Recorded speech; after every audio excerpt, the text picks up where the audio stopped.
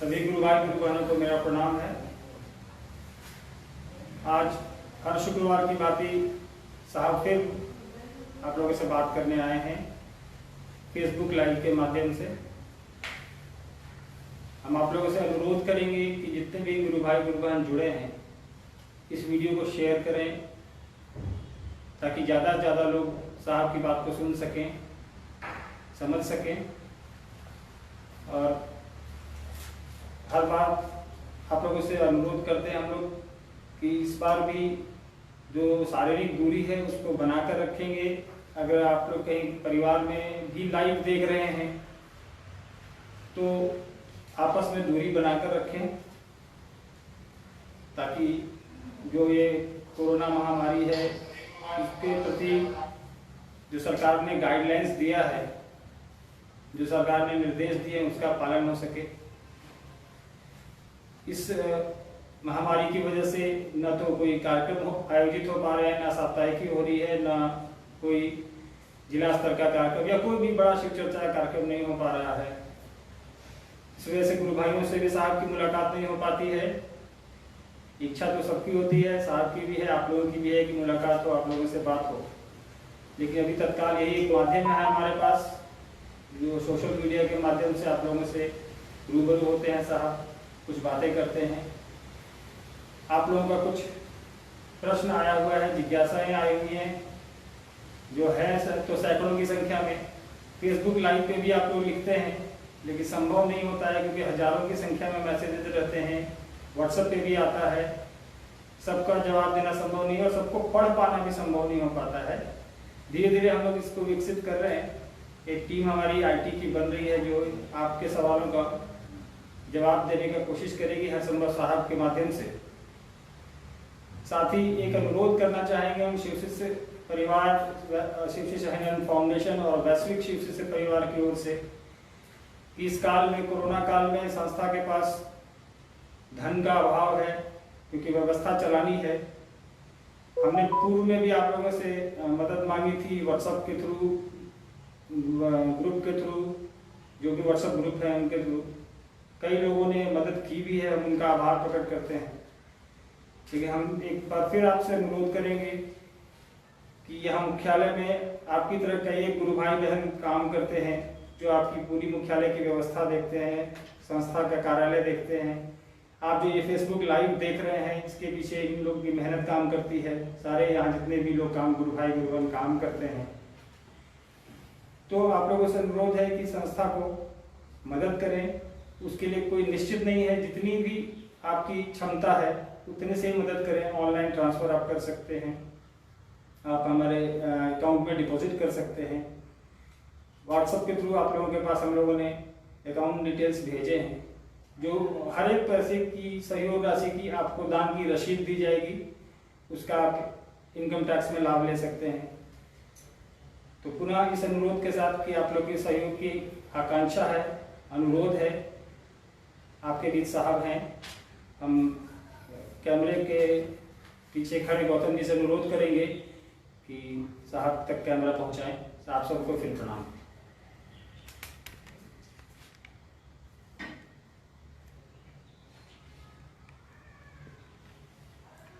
आप सबों को मेरा प्रणाम। हर शुक्रवार की तरह आज भी लगभग उसी समय में आपसे फेसबुक लाइव कर रहा हूँ। कोई दूसरा विकल्प है नहीं। अभी जो कोविड-19 की त्रासदी है, परेशानी है, उससे पूरा देश, पूरी दुनिया लड़ रही है। सरकार ने कुछ छूट भी दी है, कुछ स्वतंत्रता हम लोगों को हासिल हुई है घूमने फिरने सब की ज़रूरी कामों में। लेकिन हमेशा याद रखिएगा कि स्वतंत्रता का अर्थ स्वच्छंदता नहीं होती। कुछ नियम कानून हैं जिनका अनुपालन हमको, आपको अपनी सुरक्षा और समाज की सुरक्षा के लिए पालन करना चाहिए, करना है। शिव शिष्य तो अवश्य करेंगे, ऐसा मेरा विश्वास है। देखता हूँ फाउंडेशन की अध्यक्षा बरखा जी बैठी हुई हैं, ये कुछ कहना चाहती हैं, हम भी सुनते हैं ये क्या कहना चाहती हैं। जी, जो आपने अभी कहा कि कोरोना काल में जो लॉकडाउन चल रहा था अभी सरकार की तरफ से, उसी से संदर्भित एक जिज्ञासा है। राजेंद्र जी रोहतहट नेपाल से हैं। लॉकडाउन को अब अनलॉक किया जा रहा है, भारत में भी, नेपाल में भी और देशों में भी। शिव चर्चा के काफी कार्यक्रम जो पूर्व में तय थे, उनका भी समय निकल गया और हम लोग नहीं कर सके।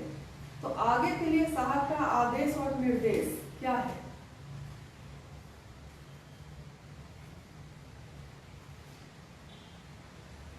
देखिए, व्यक्ति को परिस्थितियों और स्थितियों के अनुरूप चलना पड़ता है। एक दिन हमारा आपका शरीर भी हमारे आपके की मर्जी से नहीं चलेगा, उसकी भी अपनी एक नियति है, उसका भी एक काल है। तो जो समय बीत गया, जहाँ आपके कार्यक्रम रद्द हुए, बहुत सारे कार्यक्रम जो मेरे स्तर के थे वो भी रद्द हुए, तो हुए, लेकिन शिव गुरु की व्याप्ति, शिव गुरु से जुड़ाव क्या कार्यक्रमों के माध्यम से ही होगा? क्या महोत्सवों के माध्यम से ही होगा? क्या परिचर्चाओं और संगोष्ठियों के माध्यम से ही होगा? शिव गुरु से जुड़ाव, मैंने बहुत पहले कहा था कि आदमी को जानकारी आप दे देते हैं, वो तो किताबें भी दे रही हैं, कई हजार वर्षों से दे रही हैं। आपके ग्रंथ, आपकी पुस्तकें, आपके शास्त्र, आपके साधु, आपके मनीषी जो भी हैं, उन्होंने कहा है कि शिव गुरु हैं, जगत गुरु हैं, आदि गुरु हैं, गुराधिपति हैं। मेरे पिताजी चले गए दुनिया से, वो थे तब मैं उनको कहता था कि आप शिव को अपना गुरु बना लीजिए। तो भोजपुरी में वो कहा करते थे कि तेरा पैदा होके का पहले से हम जानते नहीं कि शिव गुरु हैं। मैं आपकी बात क्यों मानूं? तो जानकारी तो हम लोग दे सकते हैं इन चर्चाओं के माध्यम से, पत्र पत्रिकाओं से, अन्य प्रचार साधनों से जानकारी हम लोग दे सकते हैं, लेकिन जानकारी तो है लोगों को। आप पूछिए, लोग जानते हैं कि शिव गुरु। मैंने इस काम को शुरू किया तो लोग बोलते थे कि कौन सी नई बात आप कह रहे हैं, शिव तो गुरु हैं। मैं कहता था कि शिव तो गुरु हैं। क्या आप शिष्य हैं उनके? अस्पताल तो है, क्या आप वहां अपना इलाज कराते हैं? स्कूल तो है, क्या आपके बच्चे पढ़ते हैं उसमें? स्कूल के होने से क्या हो जाएगा? ये जानकारी आपको क्या? जानकारी तो है मुझको, बगल का एक डॉक्टर मेरे रहता है जो बहुत अच्छा डॉक्टर है, और मैं दर्द से परेशान हूं, कभी उसको दिखलाने नहीं जाता। तो जानकारी तो है। तो ये जानकारी कि शिव गुरु हैं, आदि गुरु हैं, जगत गुरु हैं, ईश्वर हैं, महेश्वर हैं, बहुत जानकारी है हमारी किताबों में। लोग हम लोग से ज़्यादा जानते हैं, लेकिन इस जानकारी का लाभ क्या मिला? जुड़ाव तो हुआ नहीं ईश्वर से। हम लोग कामर लेके जाते हैं वो मंदिरों में, कामर लेने, जल चढ़ाने के बाद क्या शिव याद आते हैं? मैं तो सरकार में रहा हूँ, लोग छुट्टियां लेके कामर चढ़ाने जाते थे, जल चढ़ाने जाते थे शिव को, और लौटने के बाद फिर वही स्थिति, यानी कोई अस्थायी प्रभाव नहीं पड़ा। और नियम है कि जिसकी संगति में मन रहेगा वैसा बनेगा। संसर्गात गुणा दोषा। जिसकी संगति में आप, बच्चे देखिए गलत बच्चों के साथ खेलते हैं, तो हम लोग भी मना करते थे अपने बच्चों को कि उस सबके साथ मत खेलो। यानी हम लोग जानते हैं कि गलत आदतें संगति से, साथ रहने से आदमी पकड़ लेता है। हम लोग तो शिव के साथ हैं, हम लोग तो रोज पूजा करते हैं, किसी भगवान की करें, देवता देवता हैं, मंदिरों में जाते हैं, पूजा अर्चना करते हैं, घरों में करते हैं। क्या हमारे आपके मन पर उसका कोई प्रभाव पड़ा? क्या पड़ता है? क्या यह अस्थायी प्रभाव है? मैंने तो देखा है नहीं है। तो ये जानकारी आपको काम नहीं देगी भाईजान। लोगों को समझाना होगा, मैन टू मैन कन्वासिंग करनी होगी, व्यक्ति व्यक्ति को समझाना होगा। इसलिए आयोजनों के पीछे कार्यक्रमों के पीछे, ये भीड़ के पीछे, भीड़ इकट्ठा करने की मानसिकता में से अपने को दूर करिए।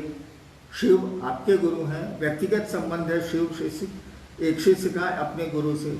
ठीक है, आपके दूसरे सूत्र में है कि दूसरों को आप बताएं, तो बताने के लिए अन्य साधनों का प्रयोग जब आप करेंगे तो देखेंगे कि लोगों को जानकारी मिल जाएगी। ये भी जानकारी मिल जाएगा कि आप बहुत बड़े महादेव के भक्त और शिष्य हैं, ये भी लोग जान जाएंगे। लेकिन क्या वो शिव को अपना गुरु मानेंगे? मैंने देखा नहीं मानते हैं वो लोग। मेरे पिताजी, मैं समझाता रहा, वो डायरेक्टर थे बिहार के शिक्षा विभाग के, मैं समझाता रहा, मेरे पिताजी नहीं माने, वो दुनिया से चले गए। जानकारी तो भैया इल्म नहीं है, जानकारी कोई हुनर नहीं है। जानकारी से आप उसका, वो आपको ग्रस्त हो जाएगी जानकारी, वो आपको परिवर्तित करेगी जानकारी।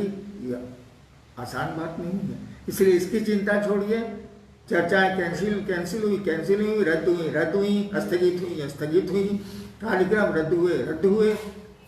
ये प्रयोजन भी हम लोगों का नहीं है, ये उद्देश्य भी हम लोगों का नहीं है।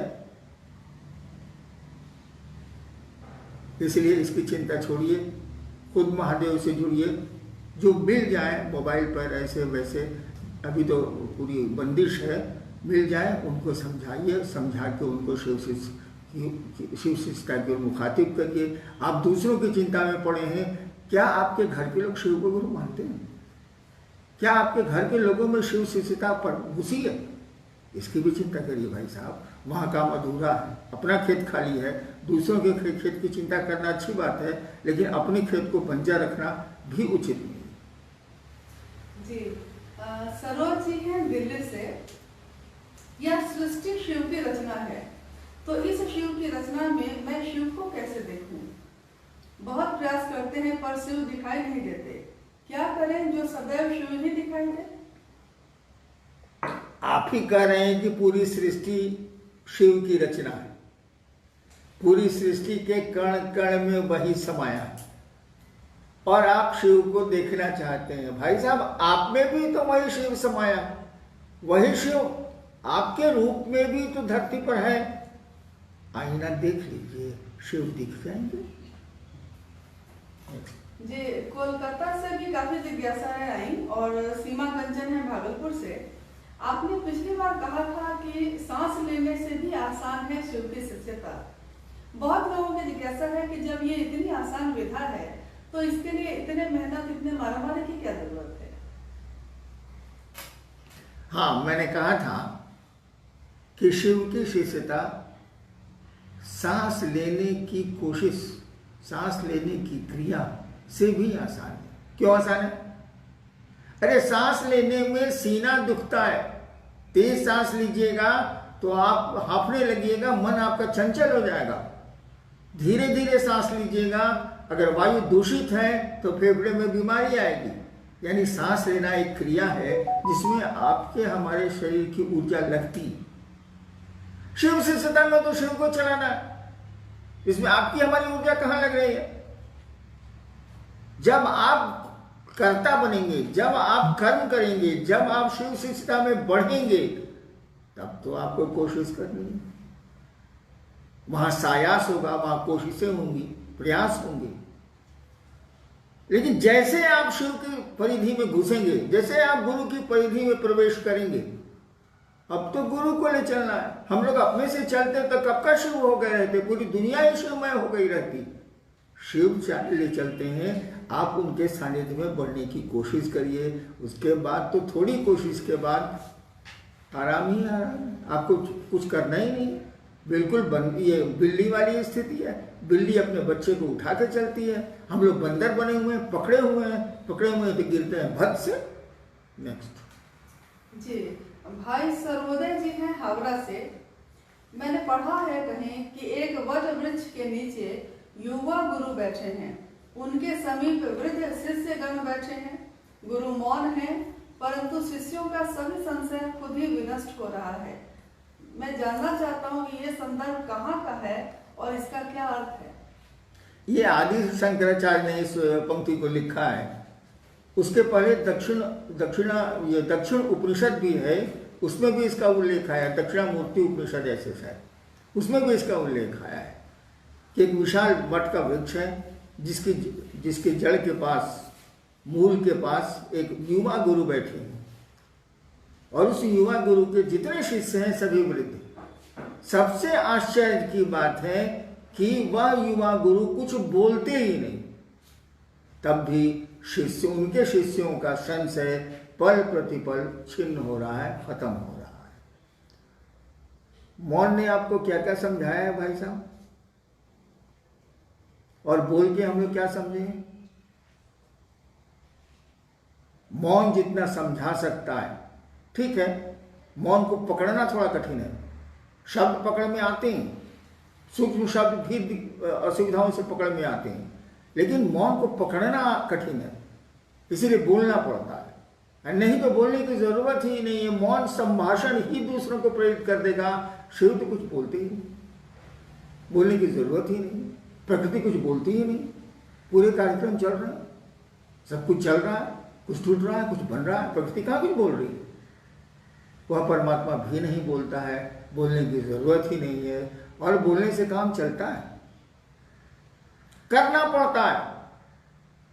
प्रकृति करती है, वो शिव करता है, वह परमात्मा करता है, गुरु भी करते हैं। भाषणबाजी से गुरु का काम नहीं चलता है। हाँ, शब्दों को पकड़ना हमारे आपके लिए आसान होता है, इसीलिए गुरु शब्दों का सहारा लेते हैं, लेकिन शब्दों के सहारे शिव तक नहीं जाया जा सकता।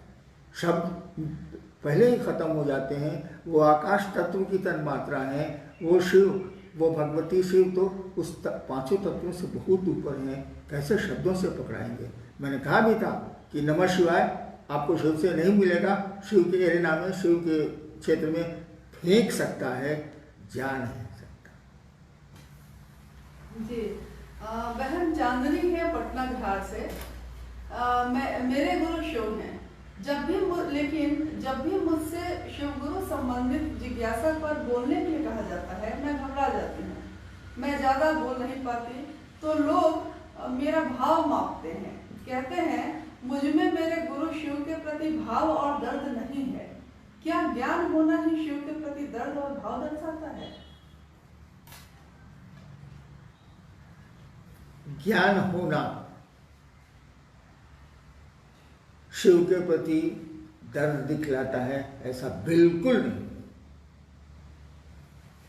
ज्ञान मस्तिष्क से पैदा होता है, समझ दिमाग से पैदा होती है, और भाव दिल से पैदा होती है, हृदय का पक्ष भाव। तो आपके भाव को वे ही पकड़ेंगे जो भाव से युक्त हैं, भाव से जुड़े हुए, जिनके पास भाव है वो पकड़ लेंगे। लेकिन जिनके पास दिमाग है, जो बोली को पकड़ते हैं, शब्दों को पकड़ते हैं, भाषणबाजी को पकड़ते हैं, वो कहां से पकड़ेंगे? इसलिए दोष आपका नहीं है, दोष बोलने वालों का है, उनके पास भाव की कमी है। उनको समझाइए कि अपना भाव आप ठीक करें, अपनी मन की बात को, अपने मस्तिष्क की बात को दिल में ले जाएं, उस विचार को दिल में उतारें, विचार को दिल में उतारेंगे तभी भाव बनेगा। भाव पकड़ में आचरण से आएंगे, ऐसे नहीं आएंगे। जी, भाई दिलीप हैं जनकपुर नेपाल से।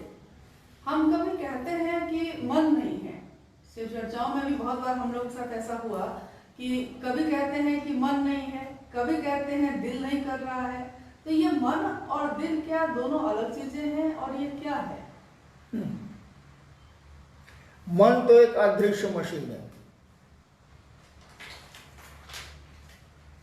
विचारों को पैदा करने की अदृश्य मशीन है, उसको आपका चिकित्सा विज्ञान आपके शरीर में नहीं ढूंढ सकता है। हाँ, ब्रेन ढूंढ लेगा, मन नहीं मिलेगा। हम लोग कहते हैं कि हम लोगों का आज मेरा मन दुखी है, मैं बाजार नहीं जाऊंगा, या हमको आज मीठा खाने का मन नहीं है, कुछ नमकीन है तो खिलाओ, बोलते हैं। यानी आप मन भी नहीं है, शरीर तो नहीं ही है। शरीर के कई अंग बदल दिए गए हैं चिकित्सा विज्ञान के द्वारा, आज तक लोगों के खराब हो जाते हैं तो बदले जाते हैं। हम मन भी नहीं है, तभी न कहते हैं कि मेरा मन आज नहीं है इस काम को करने के। यानी जैसे हम लोग कहते हैं कि हमारी चप्पल टूट गई है, तो भाई चप्पल टूट गई तो आप चप्पल है, आपका मन दुखी है तो आप मन तो नहीं है। मेरे घर की दीवार खराब हो गई, अब दीवार है, घर की दीवार है, आपके घर की दीवार, वैसे आप बोलते हैं मेरा मन आज दुखी है, तो आप मन नहीं। आप हैं कौन, हम हैं कौन, इसी का उत्तर ढूंढ लीजिए। उस शिव, वो शिव मिल जाएगा, वो ईश्वर मिल जाएगा।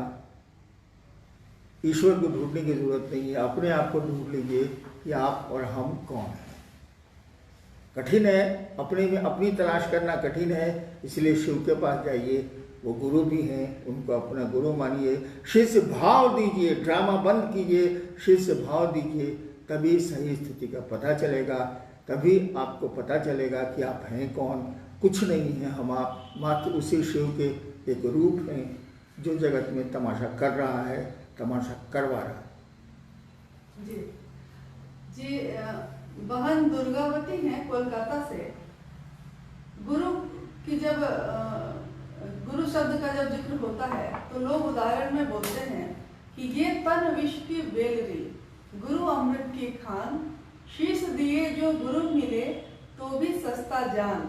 इसका अर्थ क्या हुआ? हम स्कूल के मास्टरों में हो आज बात, यानी ये जो शरीर में आत्मा आई है, वो प्राण आया है, ऊर्जा आई है, तो यहां तो भोग है, दुख है, सुखानुभूति भी है, दुख भी है, परेशानियां भी हैं, बंदिशें भी हैं। तो कहा जा रहा है कि ये जो शरीर है या तन, ये जो मानव शरीर है, वो तो भाई दुख की लता है, बेलरी है। गुरु अमृत की खान, गुरु के पास जब आप जाएंगे, गुरु से आप जुड़ेंगे, तो वो अमृत आपके जीवन को परिमार्जित करेगा, शुद्ध करेगा, और व्यक्ति फिर इस जन्म मरण के बंधन से मुक्त हो जाए। जी, भाई आशीष जी हैं पूर्णिया से। शिव गुरु अपने शिष्य को शब्द से निशब्द की ओर ले जाते हैं, ऐसा सुना है। तो क्या कहीं ऐसा तो नहीं कि समय के अंतराल में शिव शिष्यता का दूसरा सूत्र, शिव गुरु की चर्चा का चलन कम हो जाएगा? ऐसा नहीं ही कम होगा। कम होगा तब जब आदमी बात करना छोड़ देगा। घरों में बात करना, बाहर बात करना, पत्नी से बात करना, बच्चों से बात करना, जब ये बंद होने लगेगा तभी शिव चर्चाएं बंद होंगी, क्योंकि चर्चा भी गप है। मात्र अंतर गप और चर्चा में यही है कि गप निरुद्देश्य होते हैं और चर्चा एक उद्देश्य के लिए होती है कि सामने वाला शिव की ओर चले, शिव को अपना गुरु माने, और यह बात हमको भी दिमाग में प्रवेश करे, मन में प्रवेश करे कि मैं शिव का शिष्य हूँ, मुझको भी शिव गुरु की ओर चलना चाहिए, शिव गुरु के आश्रम में पढ़ना चाहिए। ये कभी बंद नहीं होगा, चर्चाएं चलती रहेंगी, धीमी तेज चलेंगी। हाँ, अपनी सीमाओं में चलेंगी, जैसी परिस्थितियां होंगी, जैसी स्थितियां पैदा होंगी उसमें चलेंगी, बंद नहीं होंगी। आदमी का बोलना थोड़ा ही बंद होगा, जब बोलना ही बंद हो जाएगा तब चर्चाएं बंद हो जाएंगी, जो होगा नहीं। जी, बहन सपना है पटना सिटी बिहार से। हाँ, एक बात छूट गई, गुरु शब्द से निशब्द में ले जाते हैं। जी। आपने सुना है आकाशवाणी कैसे होती? वहां शब्द नहीं होते, वहां विचारों का संप्रेषण मौन होता है, और जिसके लिए आकाशवाणी होती है उसके मन में पूरी की पूरी बात ठीक उस तरह प्रवेश करती है जिससे जैसे पत्थरों पर अक्षर खोद दिए जाते हैं। वहां कोई शब्द नहीं, आपके कान भी नहीं सुनते, बोलने वाला मुंह से बोलता भी नहीं। वो ईश्वरीय सत्ता या शक्तियां जो ईश्वर तुल्य हैं, वो जब किसी को कुछ कम्युनिकेट करना चाहती हैं, संप्रेषित करना, जिसको आकाशवाणी बोलते हैं, संप्रेषित करना चाहती हैं, तो कोई शब्द नहीं होते और हमारे आपके कान भी नहीं सुनते। वहाँ नाक का, ज्ञानेंद्रियों का कोई उपयोग नहीं है। ये ज्ञानेंद्रियाँ मस्तिष्क का माध्यम है। ये आकाशवाणियाँ सीधे मस्तिष्क को जाती हैं, शब्दों की आवश्यकता ही नहीं पड़ती। लेकिन आप उसको वैसे ही पढ़ते हैं जैसे आप क की किताब पढ़ते हैं। वहाँ शब्द नहीं, शब्द ध्वनि की तरंगे हैं। ध्वनि तरंगे जब एक लेवल के बाद बंद होंगी तो ये भी बंद होंगी। जी, बहन सपना रानी पटना सिटी से हैं। हम 3 सूत्र करते हैं, जिसमें तीसरा सूत्र है नमः शिवाय से शिव को, गुरु को प्रणाम करना, और इसके बारे में कहा जाता है कि ये प्राण मंत्र है। तो ये प्राण मंत्र कैसे है, इसका अर्थ कृपया समझाने की दया करें। प्राण मंत्र यानी वो आपके जीवन का सब कुछ है। वो जपकर्ता के जीवन का सब कुछ है।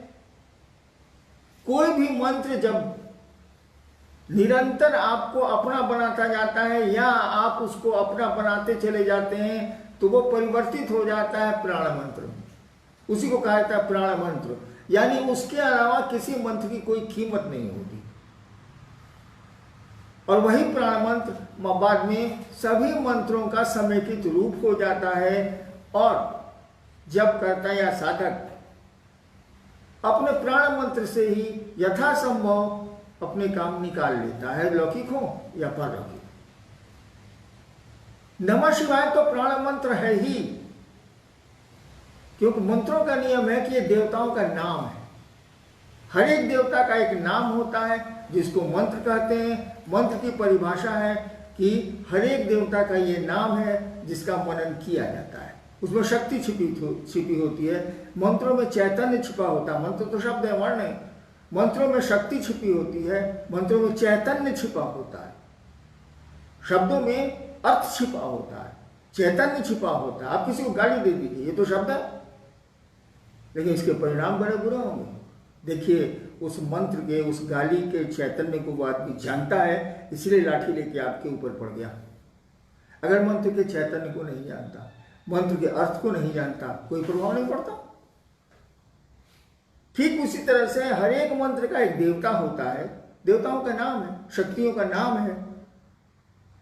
और उल्टा हर एक नाम का एक देवता, हर एक नाम का एक देवता होता है, हर एक देवता का एक नाम होता है। मंत्र देवताओं के नाम है, उनके बीच में, उनके स्वरूप में शक्ति छिपी होती है, चैतन्य छिपा होता है, अर्थ छिपा होता है। कोई भी मंत्र जो आपको बहुत ऊपर खींचता है, जितनी उसकी सीमा, उस देवता की सीमा, मंत्र उतनी ही दूर तक ले जा सकते हैं जितनी दूर तक उस देवता के मंत्र के देवता की सीमा है, उसके ऊपर नहीं ले जा सकते। नमः शिवाय तो शिव का मंत्र, वो तो महेश्वर है, ईश्वर है। तो हमने कहा कि नमः शिवाय प्राण मंत्र है, ये आपको शिव तक ले जाता है। ये शिव का मंत्र है, शिव से जुड़ा हुआ है। तो शिव से जुड़ा हुआ है यानी सबसे बड़ी सत्ता से जुड़ा हुआ है, तो मंत्र तो बड़ा होगा ही, महामंत्र होगा ही, मंत्रों का राजा होगा ही। और इसी को प्राण मंत्र भी बनाना चाहिए, क्योंकि शास्त्र बहुत पहले से कह रहे हैं कि नमः शिवाय प्राण मंत्र है। इसको अपने प्राण में समेटो, अपने प्राण के चारों ओर इसको लाओ, इसका जप करो, इसका मनन करो। मंत्र का मनन होता है, मन जिसको बार बार दोहराए, मनन होता है। जी, भाई आर.के. दुबे जी हैं सूरत, गुजरात से। इन्होंने कहा है कि एक आपके जीवन पे लिखी हुई एक पुस्तक अनमिल आखर इनको प्राप्त हुई। इसमें उस पुस्तक का जो शीर्षक है, मतलब उस पुस्तक का जो नाम है अनमिल आखर, इस शब्द का अर्थ क्या है? सीधा है, अनमिल जो मेल नहीं खाता है। अनमिल अवधि भाषा है, अनमिल जो मेल नहीं खाता, बिना मेल के है। आखर माने अक्षर, अक्षर को अवधि भाषा में कहा जाता है आखर। अनमिल आखर ऐसे अक्षर हैं, ऐसे वर्ण हैं जो मेल नहीं खाते। आदमी को लगेगा कि उटपटांग है ये सब कुछ। इसको कहते हैं अनमिल आखर, यानी अक्षर बेमेल।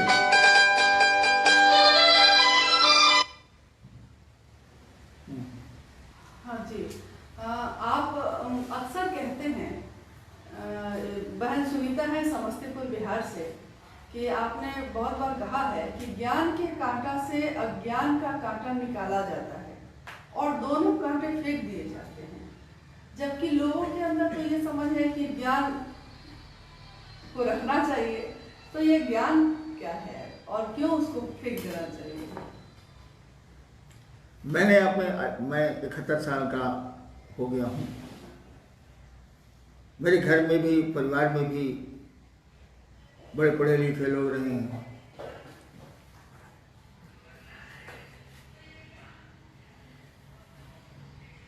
बड़े पढ़े लिखे लोग रहे हैं। मैंने देखा है कि उनका ज्ञान उनके लिए कांटा बन गया है, कंटक हो गया है, और बाकी चीजें तो धीरे धीरे आपको आपकी खत्म हो सकती हैं। जैसे पहलवानी का शौक बहुत दिनों तक नहीं चलेगा, क्योंकि बाद में गठिया हो जाता है, रोग हो जाते हैं शरीर से। फिर मैंने एक बहुत बड़े पहलवान से मैं मिला, आया था मुझसे मिलने, बेचारा सीढ़ियों पर नहीं उतर पाया। मैंने पकड़ के दूसरों से उनको सीढ़ियों पर उतरवाया। क्या स्थिति, इतना बलशाली आदमी अपने जमाने का क्या हो गया। व्यक्ति की सुंदरता कितने दिन, उम्र ढलेगी, सुंदरता खत्म। लेकिन ज्ञान की जो पकड़ है ना, वो नहीं खत्म होती है, अंत अंत तक रह जाती है। जो ज्ञानी है वो अंत अंत तक आपको ज्ञान बगाड़ेगा और आपकी सुनेगा ही नहीं। इसीलिए ज्ञान के कांटे से अज्ञानता तो और बुरी चीज है, ज्ञान के कांटे से अज्ञानता का कांटा निकाला जाता होगा। आपने देखा हो या नहीं देखा हो, देहात में जब लोग पाँव पैदल चलते थे और बबूल वगैरह का कांटा पाँव में गड़ जाता था, तो दूसरे बबूल के कांटे से उस कांटे को निकाला जाता था। आप पॉकेट में रख लीजिएगा, पॉकेट में रखिएगा तो जिससे निकालें वो गड़ेगा, यानी दोनों कांटे फेंक दिए जाते थे।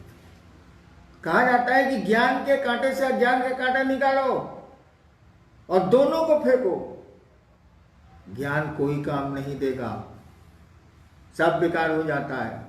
काम आपको हमको देगा बस वही, याद नहीं अब कुछ, भूल गई सब कुछ, एक बात मगर नहीं भूली, जूली आई लव यू। ठीक है, ये फिल्म का गाना है, लेकिन शिव से जो प्यार होगा, शिव रूपी ज्ञान जो हम में आप में आएगा, शिव से जो प्यार होगा, भगवती से जो प्यार होगा, वही ज्ञान आपको उस शिव तक ले जाएगा, पूरी दुनिया से ऊपर करेगा, जगत से ऊपर करेगा, जगत के बंधनों से मुक्त करेगा।